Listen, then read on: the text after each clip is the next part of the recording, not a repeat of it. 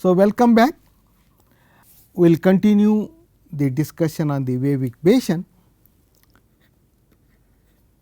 Okay, so as I said in the previous lecture, so let me just recall that.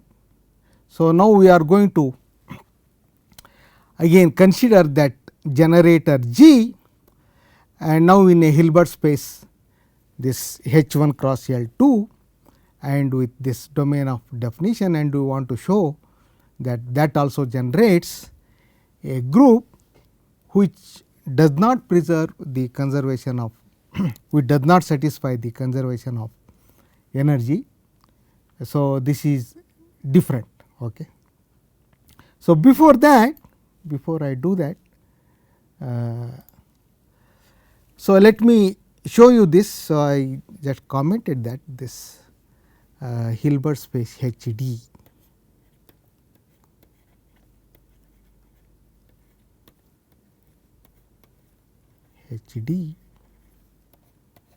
Okay. So, this is not in D prime R 2.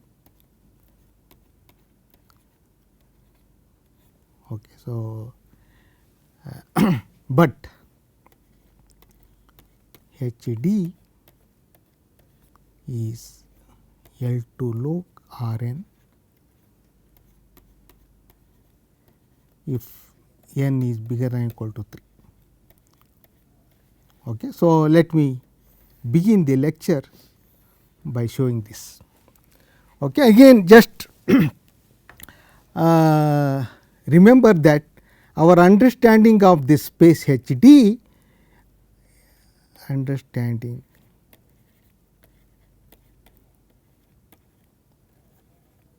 is only through this smooth functions, C C infinity functions. Okay.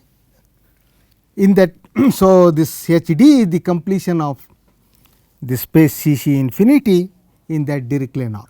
Okay. The difficulty arises because that norm does not contain the L 2 norm of the function. Okay. So, you have to really sit down and try to understand this space H D. Okay. So, it is somewhat difficult.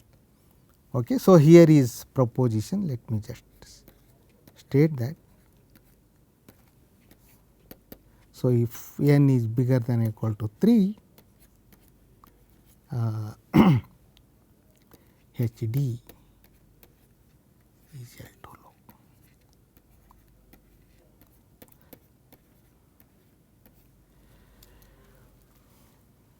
Okay. So, here is the proof. So, it is more like deriving a Poincare kind of inequality. Okay. So, start with the claim. If G is a C infinity function with compact support, then, so let me state that integral B 0 R G x square is less than or equal to R square by 2 to n minus 2 integral, this is in R n. So, this grad g x square dx. So, for any R positive. Okay. So, let us prove this. So, this is like, so you are expressing the L 2 norm of the function in terms of the L 2 norm of the gradient. So, this is like Poincare kind of inequality.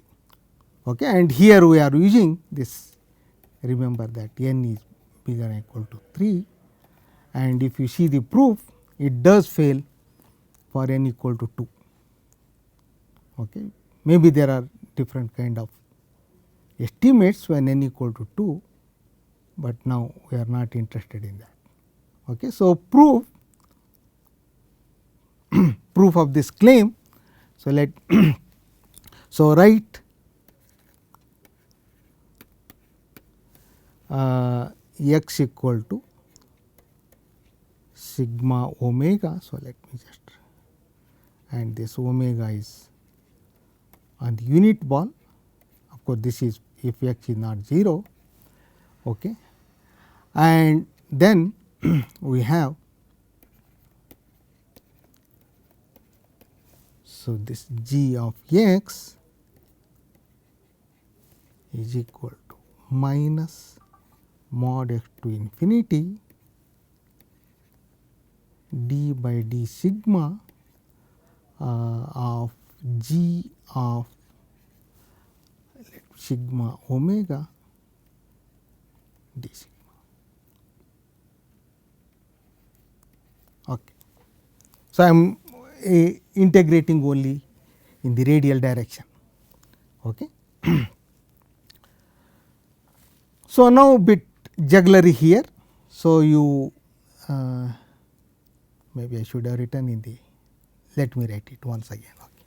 So, g of x now square. So, let me just write first.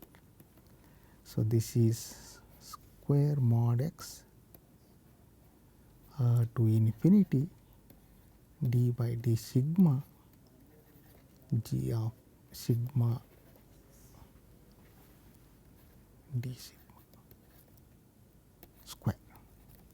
Okay. So, jugglery is just to multiply and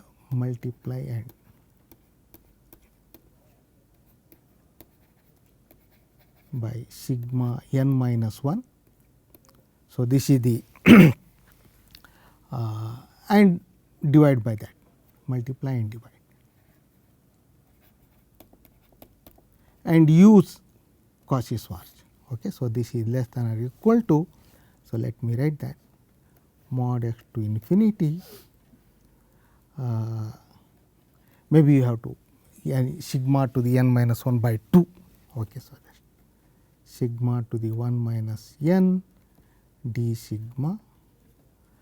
So, there is already square there. So, I do not have to put half here. So, this is mod x to infinity d by d sigma g of sigma omega into sigma, there is a square here, okay, sigma n minus 1 d sigma.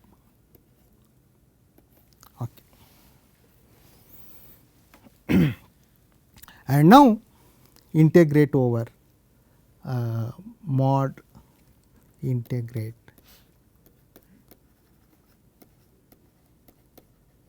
over this S n minus 1. Okay. So, this is, let me just recall that. So, this is x in R n mod x equal to 1, such that mod x equal to 1. Okay. Okay. This I can, before doing this one, so I can just, we can evaluate this one. Okay. So, let me write that one more step. So, that is equal to mod x to the 2 minus n by n minus 2 into this, same thing.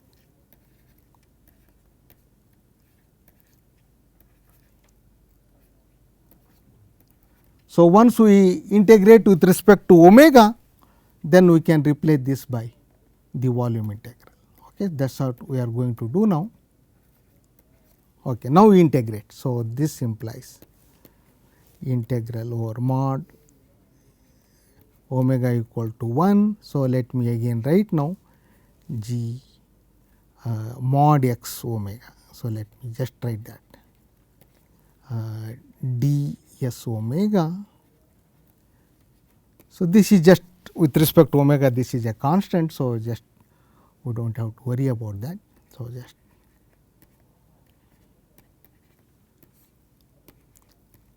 and that gives us the L2 norm square of G. Okay. So, let me just write that R n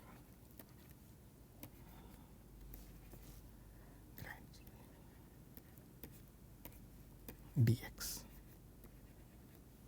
Okay. So, the same variable I am using, but that should not cause any any problem. Okay. And now, okay, put R equal to mod x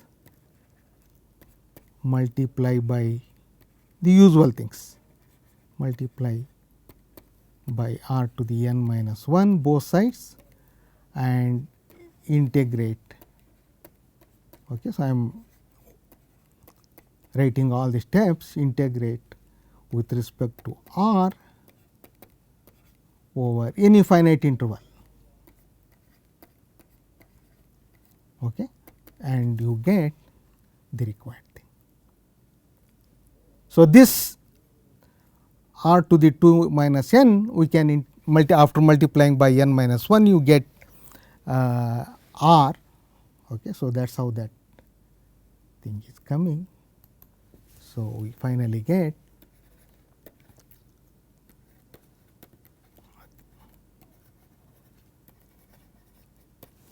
so this integral b 0 r, this is the required estimate.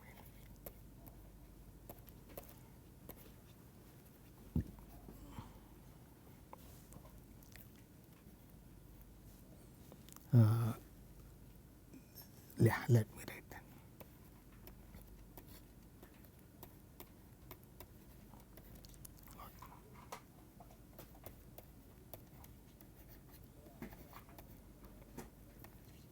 Okay. Of course, for a smooth function this is always finite. So, that is not our intention, but the important thing is we have this estimate and that allows us this estimate allows us to use density arguments, because H d is the completion of the C c infinity functions in this norm. Okay, this is the square of that norm in this norm. Okay. So, so use these arguments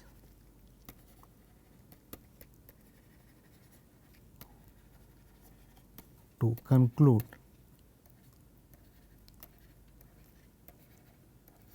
HDs. By usual procedure, you take a Cauchy sequence and then you show that that Cauchy sequence is a Cauchy sequence even in L2 B 0 R, and then that converges, etc. Okay. Since this is true for all R positive and any compact set in R n sits in some B 0 R. So, we have this. Okay. So, while doing these arguments, you come across some doubts, and you should come across some doubts, and that is part of the analysis, and you learn how to answer those doubts. Okay. So, this is important part of learning. So, this density arguments raise some doubts and you should clear those doubts. Okay. So, this with this thing. So, let me just in the I will not do all the details, but I just some important steps I will just so generation of a group, again regarding wave equation in. So, now the Hilbert space is and we understand this space better because we know this Sobolev space H 1 and L 2 R, and just remember this as I showed you by an example. So, this is a proper closed subspace of this. Earlier we considered this Hilbert space and showed that the generator G generates a unitary group. Okay. But now we consider this G again. Okay. So, this is here we do not have any doubts because these are our familiar objects, the Sobolev spaces. So, there is no problem at all, and so we work with this. So, what is the norm in this space H? So, let me call it. So, this is let me put square there, F 1 square plus grad F 1 square plus F 2 square. So, here this abbreviate, this is L 2 norm. For other things I put that subscript. So, this is nothing but the H 1 norm of F 1. So, F is, because any element in this Hilbert space has two components, one from the Sobolev space H 1 and another one from L 2. Okay. So, what is the domain? Domain in this case again is very nice one. So, this is just H 2 cross H 1 and G is defined by this F 2. Now, we understand better, that is all. So, this earlier working in this space it was complicated. So, we had to include what is meant by this weak derivative and other things. But here since we are taking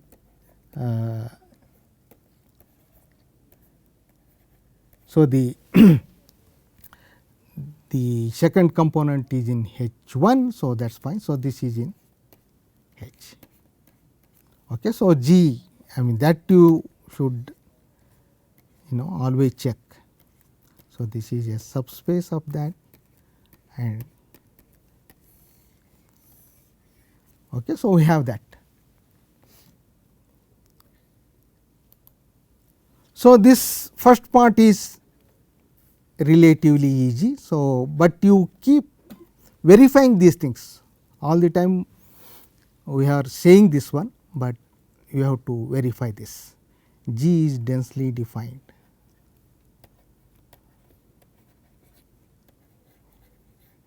Closed operator.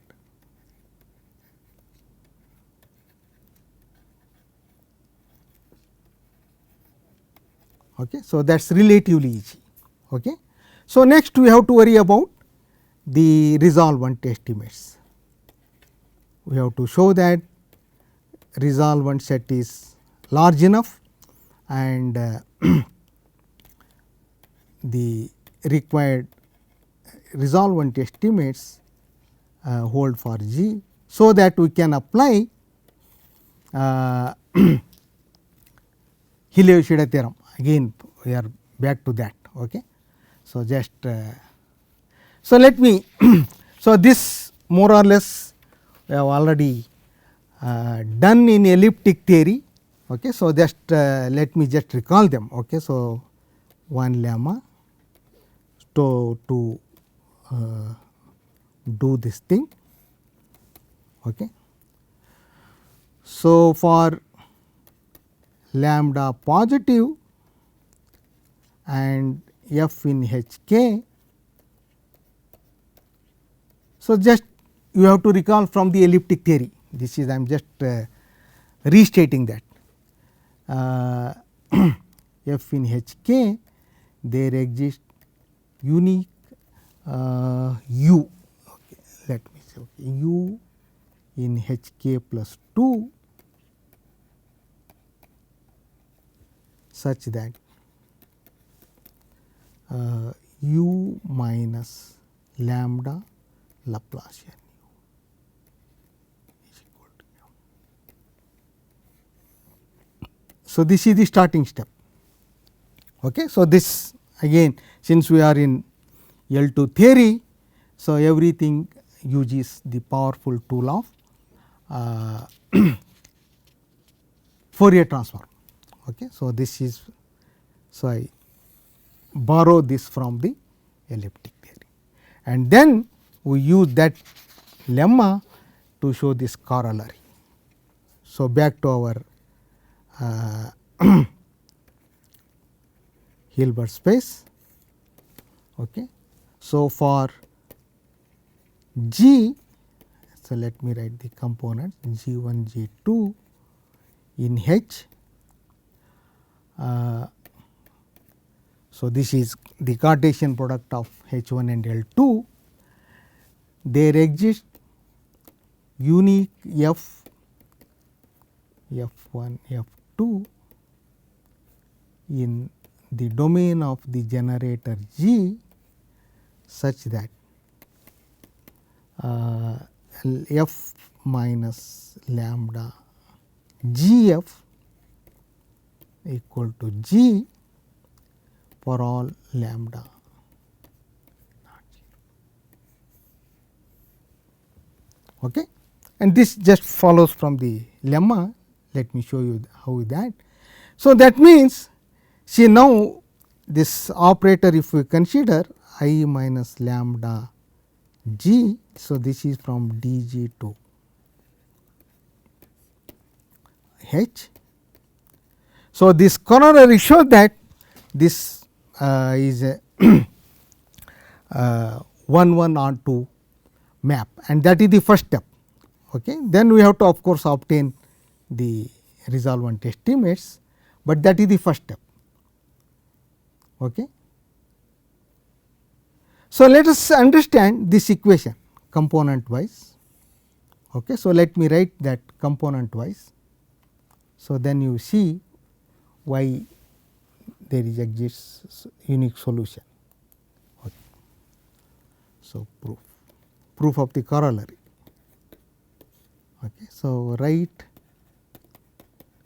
this F minus lambda G F equal to G component wise.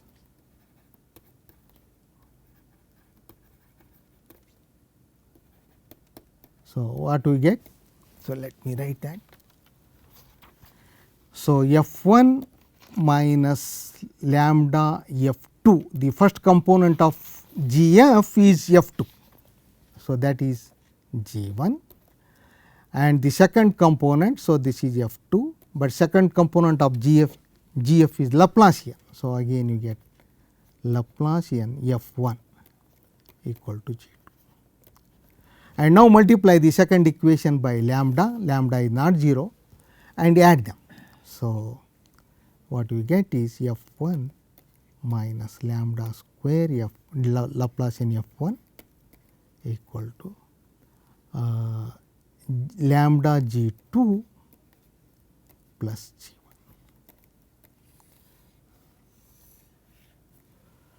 And this is precisely the equation for the Laplacian, so that is stated in the lemma, and here we are taking lambda positive, and anyhow we have lambda positive, lambda real. Okay, let me just stress that lambda. So, lambda square is positive. So, this lambda square is positive, and this G1 and G, in fact G1 is in H1, but okay, at least this is in L2. So, we get F1 in H2, but once we get in F1 in H2, then you get F2 in H1. Okay. So, this implies there is a unique solution F1 in H2, because here right hand side is only in L2. So, use the lemma for k equal to 0. Okay. So, the important thing, so I am not going to derive this in detail. So, this is the resolvent estimate. I will just in few minutes. Okay.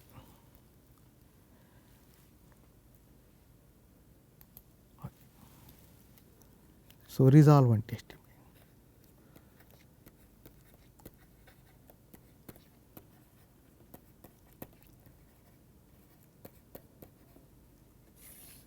So, this is for the solution. So, we have obtained here a solution in this corollary, and now we want to obtain an estimate for the solution. Okay. That is what we are.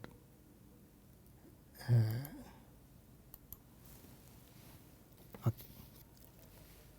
So, let me just again state it as a theorem.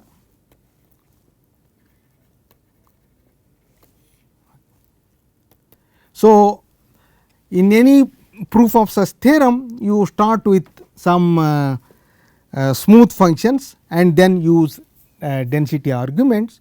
So, but I will just write as a theorem. So, for each f, again let me write this f 1 f 2 in this Hilbert space H, but you start these estimates for smooth functions and then go for density arguments.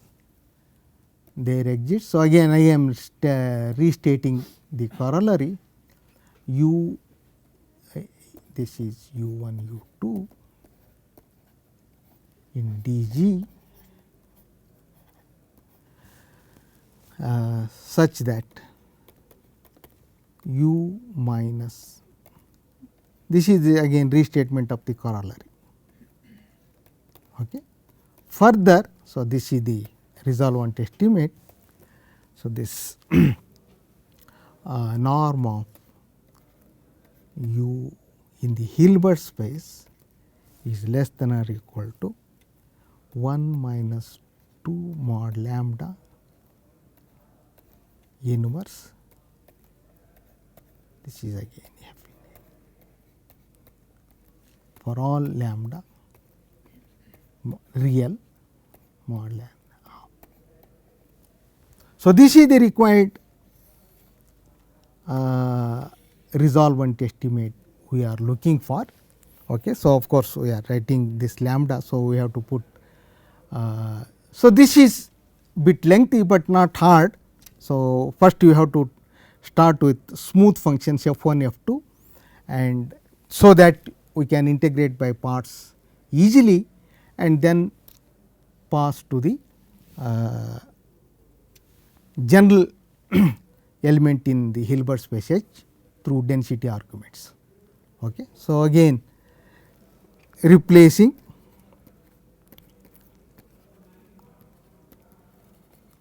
lambda, not replace. Now, let me just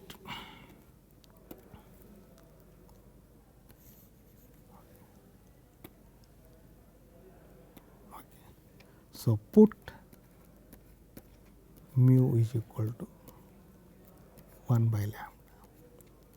So, then what we have this theorem gives us. So, this mu in R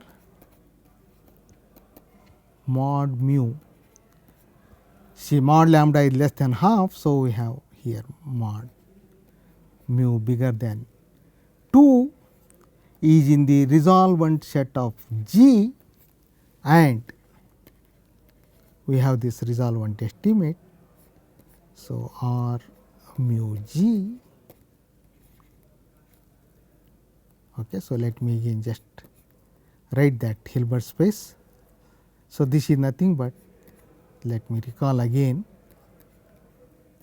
So, this is G inverse is less than or equal to 1 divided by minus 2.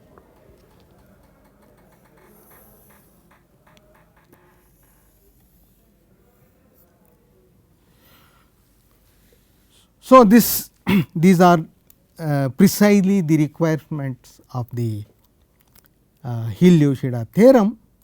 So, we can finally state that. Okay. So, so appealing to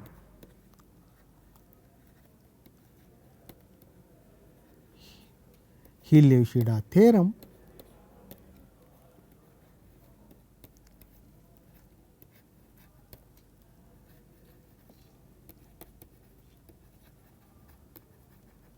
we conclude that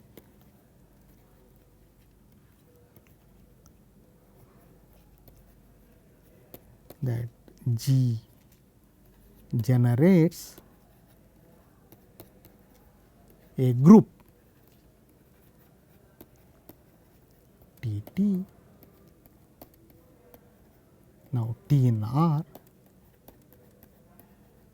in H, in that Hilbert space H, and so looking at the resolvent estimate, we have this estimate 2 mod T for all T. As I said in the beginning, so we cannot expect in this setup, in this Hilbert space, G to generate a unitary group. And again, as usual, again if F belongs to DG, as we have observed in the previous setup also, the first component of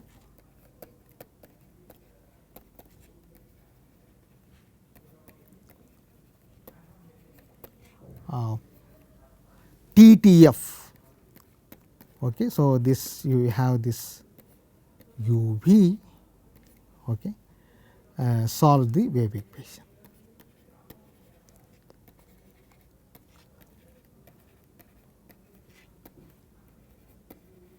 So, that there is no doubt. Okay. Again we have get a solution of the wave equation, but this time that conservation of energy is not satisfied. Okay. So, that is so this is, we can say, partially correct result. Okay.